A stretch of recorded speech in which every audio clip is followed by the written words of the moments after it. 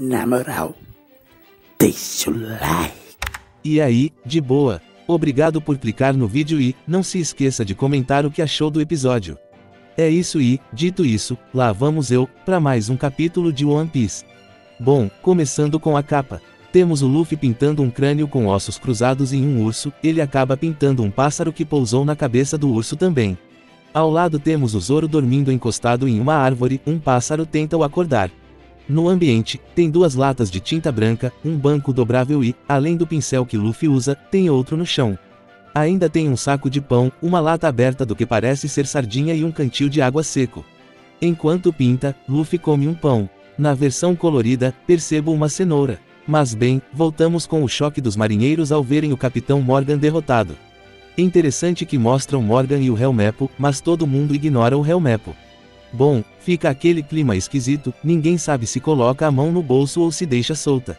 Foi quando o Zoro falou, pessoal, vocês queriam nos prender, lembra? Alertando que se ainda querem lutar, esse é o momento. Porém, os marinheiros simplesmente largaram suas armas as jogando pra cima. O sentimento de alegria foi contagiante e em segundos, todos os marinheiros estavam comemorando. Viva! Estamos livres! Guilhotina! Bem, enquanto os marinheiros enlouquecem ao estilo de 59.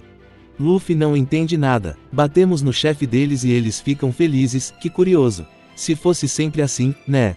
Koby pontua o óbvio, que nenhum dos marinheiros gostava do Morgan. Mas o assunto é interrompido com o Zoro caindo, quase falecido.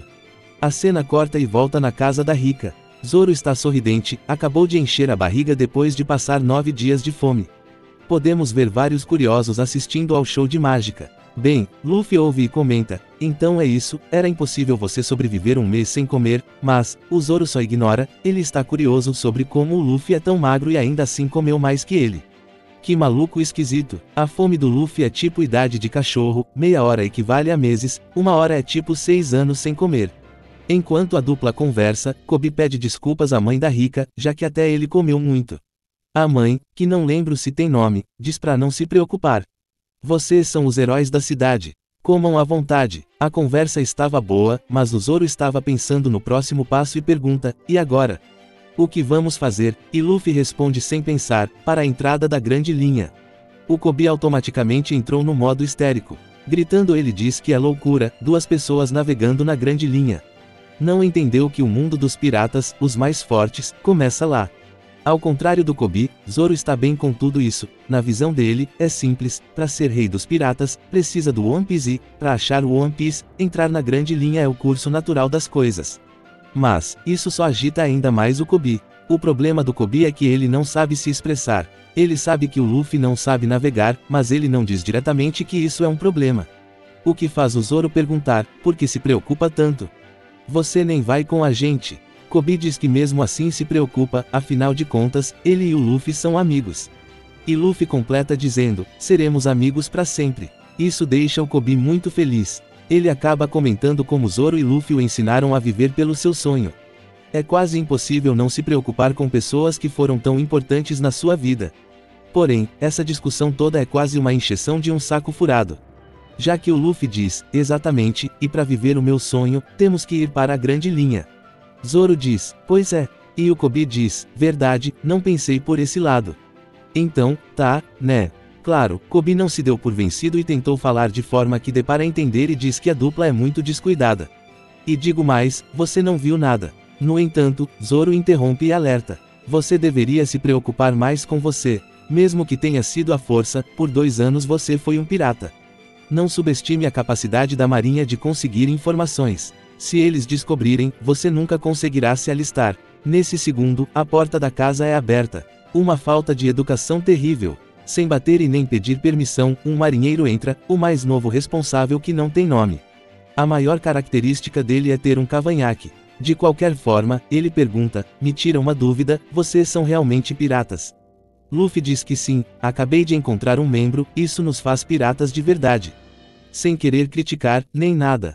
Mas chamaria isso de projeto de bando pirata com piratas aprendizes. Mas, tudo bem, longe de mim querer tirar a diversão deles. Pois bem, o marinheiro segue falando, vocês salvaram nossa cidade, então somos gratos por isso.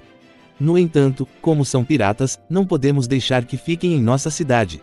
Peço que se retirem. Por causa dos últimos eventos, precisamos relatar ao quartel-general e pretendemos dizer tudo.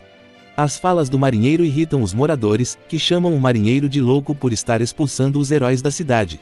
E você pode concordar, mas o marinheiro está sendo muito legal com a dupla. Se Luffy responde que não é pirata, tudo bem, mas como são? Se no relatório consta que os piratas que derrotaram o Capitão Morgan ainda estão na ilha, o quartel-general pode mandar um navio para os capturar. E se ele quisesse prejudicar a dupla ou estivesse sendo um mal agradecido, ele já teria feito o relatório e estaria esperando o reforço chegar. Dito isso, o Luffy aceita o pedido e começa a sair, mas não esquece de agradecer pela comida. Zoro vai junto e o Koby fica congelado na mesa, em pé e de costas para a porta. Ele fica sem reação até o marinheiro se aproximar e questionar: o do cabelo rosa, você não é amigo deles? E Koby fica em choque. Depois de muito esforço, ele diz que não. O que é uma cara de pau incrível, porque você acha isso, só porque estava ajudando eles há meia hora atrás. Ou porque estávamos comendo juntos. Que absurdo! E como o marinheiro sofreu de abuso de poder e não de burrice. Ele manda o Luffy parar e pergunta: esse pivete gaguejando desse jeito, está falando a verdade? E o Luffy se demonstra um verdadeiro amigo. Ele começa a falar sobre o passado do Koby, fala sobre a Alvida. O que por si só já é incrível, o cara gravou o nome de forma impressionante. Jovem tem boa memória, e como Luffy media a idade igual cachorro, enfim, Luffy começa a expor o Koby e o seu passado até que ele tem um ataque de fúria e bate no Luffy. Zoro rir: caralho, o cara apanhou mesmo, queria uma câmera. Nunca tem quando se precisa de uma. O que vem em seguida é uma surra. Luffy revida e o Koby instantaneamente vira um saco de pancada. Um prenúncio, será? Vendo a sessão de espancamento, o marinheiro começa a gritar para que o Luffy pare, mas ele mesmo não faz nada. Por sorte, o Zoro estava perto o suficiente e parou o Luffy. Quando a confusão acaba, o marinheiro confirma que não são amigos e manda a dupla ir embora. Enquanto eles se vão, Zoro provocando os marinheiros e o Luffy com uma cara de idiota. Koby percebe o que aconteceu. Luffy o irritou de propósito, tudo foi para ajudar ele. Percebendo que precisou de ajuda até o último segundo, Koby decidiu não desperdiçar essa chance. Então ele pula e diz o que estava entalado na garganta: desejo me alistar na marinha. Me permita fazer isso, mesmo que seja difícil, ainda quero ser igual a vocês. Mas, as coisas não são fáceis. Um dos marinheiros diz que isso é errado. Ele revela que já aconteceu de piratas se juntarem à marinha como espiões. E se é a primeira vez que vê isso, guarde essa informação. Além disso, ele revela a patente do camarada, tenente. Bem, o Koby fica preocupado, o marinheiro até falou em investigar o seu passado. E numa tentativa desesperada, ele tenta resolver tudo gritando: eu sou alguém que sonha em se tornar um membro da marinha. O tenente encara o Koby por uns segundos e, se reparar bem, essa cena é maluca. Ao todo, se excluirmos a capa, temos 19 páginas. Na página 15, o Koby está de costas para a porta e o tenente está na frente. Na página 16, o tenente se teleporta e fica de costas para a porta e o Koby fica de frente. Ainda nessa página, Koby volta a ficar de costas para a porta e o tenente reaparece na frente dele. Curiosidade que ninguém se importa. Bem, o tenente aceita o pedido de alistamento, mas deixa claro ao dizer só para que o Koby possa ouvir: não pense que não sabemos quem você foi, você só está se enganando. Ainda assim, permitirei que se aliste. E com gritos de agradecimento do Koby, a cena muda. Podemos ver o Zoro e Luffy chegando no barco. Zoro comenta que depois da briga, mesmo com o passado na pirataria, não deve ter problemas para o Koby na marinha. Luffy concorda: prevejo que ele será mais independente e forte no futuro. Zoro então olha para o mar e comenta: partir sem deixar nada para trás, assim é um pirata. O que no período moderno recebe o nome de mochileiro. Bem, antes que a dupla possa embarcar, Koby chega todo ofegante. Ele bate continência e agradece por tudo que o Luffy fez por ele. Zoro acha esquisito ver um marinheiro fazendo uma saudação para um pirata. Enquanto o Luffy se despedia prometendo um dia rever o Koby, os marinheiros aparecem e também fazem uma saudação em agradecimento. Em alguns segundos, a dupla está navegando, se afastando da ilha enquanto toda a cidade veio se despedir.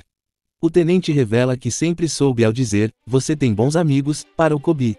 E no final, como punição por terem feito uma saudação para piratas, o batalhão ficará sem almoço por uma semana. Assim, Luffy e Koby se separaram. Para terminar, peguei uma imagem colorida que veio no final do capítulo. Na imagem, tem o Shanks e vários outros piratas. Esse cara com essa cicatriz me lembra alguém, mas enfim, na frente dos piratas tem um mapa aberto com um X em um continente. O mapa está um pouco sujo de sangue e danificado. Sinto que ele é parte de um prenúncio em. Sobre o mapa tem uma pistola perdeneira, uma adaga surrada enfiada no mapa e 4 moedas de ouro. Também tem um texto que diz: o único que foi chamado de Rei dos Piratas, a lenda, Gold Roger, deixou um tesouro imenso, conhecido como o One Piece.